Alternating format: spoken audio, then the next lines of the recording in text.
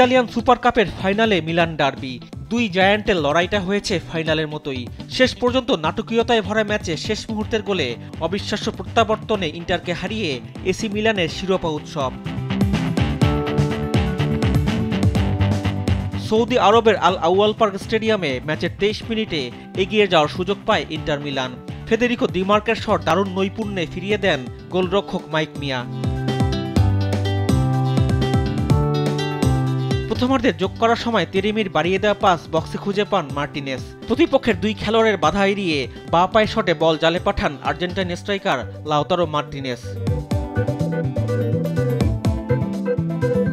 বিরতির আগে যেখান থেকে শেষ করেছিল ইন্টার, বিরতির পর সেখান থেকে শুরু করে তারা।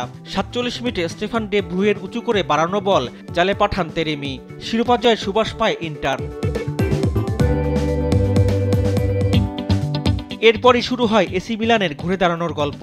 52 মিনিটে ফ্রিকিক থেকে থিওর গোলে ব্যবধান কমায় তারা।